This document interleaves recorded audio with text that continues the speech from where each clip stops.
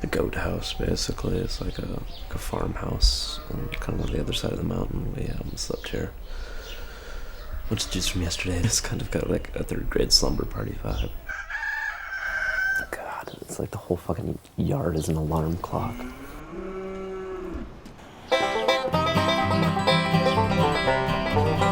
The day after P-Jack's birthday, we finally headed up to the mountains to meet the female division we'd be fighting with, or at least hanging out with.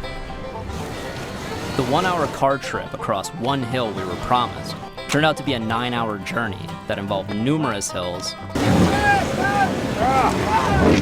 numerous stops to get the truck out of the mud.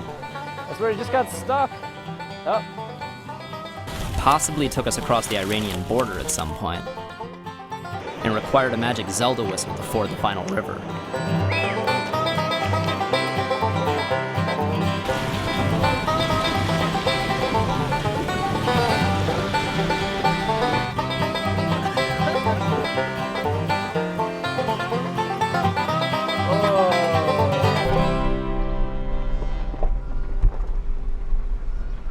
This is it. We just met the guys who are going to be hanging out with us, and they took our cell phones, so we can't sext while we're here. I kind of expected it to be like kind of buried in the trees and, you know, covered with those weird like kind of like perforated leaf things they put on helicopters and stuff. And this is pretty out in the open. I guess just incredibly impossible to get to is all. So, hi.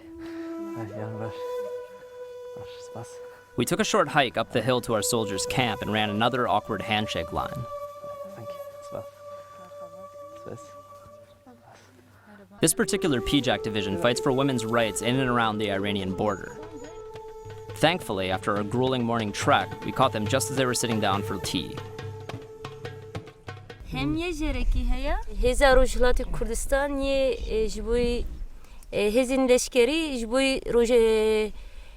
جنه روشلات کردستان امبیجن جن تن رژیم کرن جن تن کشتن تن اعدام کرن جبوی وان جنا وک هزکی چکداریه. How are women's rights there, like better or worse than they are for Kurdish women in like Turkey and Syria and Iraq? Is Iran the worst? يعني نهم نقارن بيشن تاني برسكري كاشن تاني برسكري كي إيران دتيجان كر أنا رشلات كردستان دتيجان كر ترسبي أف برسكري كي ذهنيا تام حمود ديرو كده دتيجان كرن حيا رجع إيرو أف شيء ما في ديمقراطية دبا ما في آزادي دبا ما في وكافي دبا إيه خاندن دبا دسكاتين جدا القارشي فيها أما تشما خبات زدتر لرشلات كردستاني أو جي برسكيم هما جبركو أو سيستمكي إن ديني سيستمكي هن وك رجيمكي قرتي إن أمس سالن بيستيك جيان دكن أب هن سالن إن شاخا نافين جيان دكن فرقك إساك السيستمي إيران دبناوي الشريعات دا دبناوي إسلامية دا جنان إعدام دكا سنكسار دكا أوانا همو الشريعات وإسلاميات بخوي بكارتيني نا إسلاميتا إسلاميتي حقيقي نينا دا إسلاميتي حقيقي دا وكوي هيا يكساني هيا ولي أوشتانا نية لإيران دا. The leader of the division took us on a short tour of the camp, where the women were all boning up on their apoism after lunch. If you took away the sniper rifle, this would basically look like, you know, college kids out on a nice day doing their side reading. We were still a little unsure if this was really business as usual, or if we were being given the old dog and pony show. The division had a pretty permanent-looking bunker dug into one of the hills, filled with sleeping bags and posters of P-Jack martyrs they were keen on showing us. Martyrs.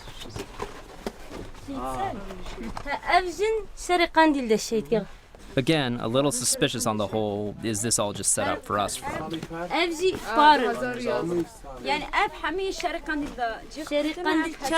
everybody have their portrait taken when they join?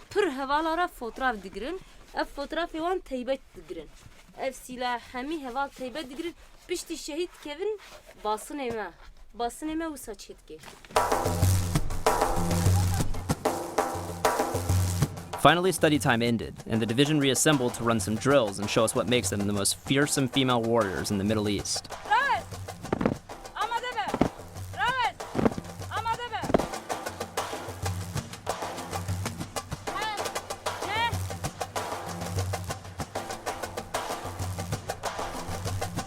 probably a closer resemblance to like a girls' summer camp than what I would associate with usual military drilling. Yeah, Kalashnikovs are a little different, but that could be replaced by archery.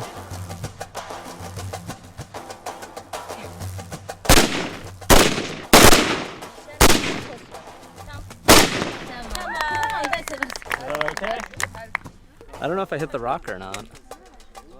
Like, I feel like, given all the positive reinforcement with everybody else, though, it's kind of more about, you know, putting in an effort.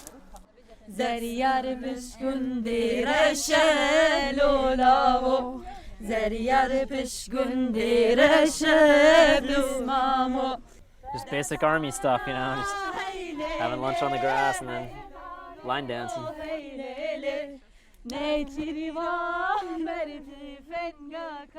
It's interesting, I don't know. Every time you think about like women soldiers, I think of like, you know, Lieutenant Vasquez and Aliens, like girls butching themselves up to meet the boys and stuff.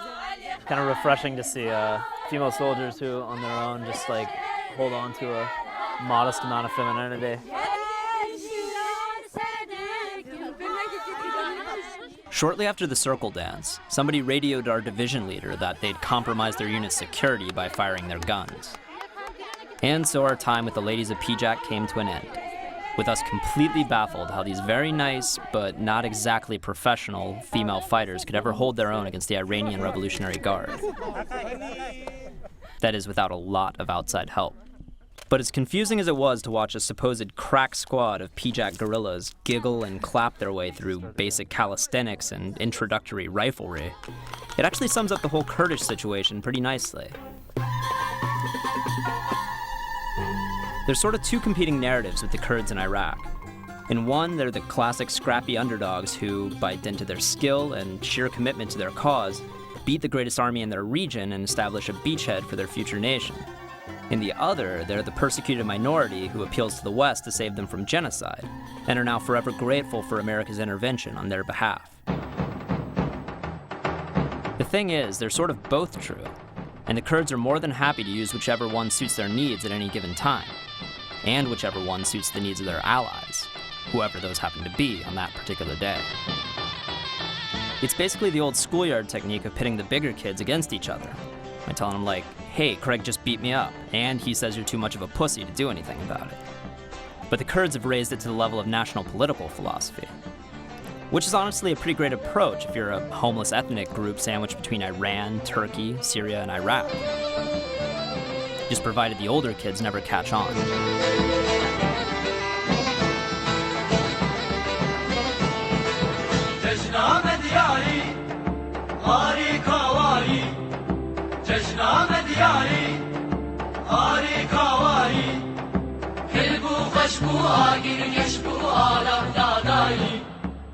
Gel bu hoş bu agir geç bu alamda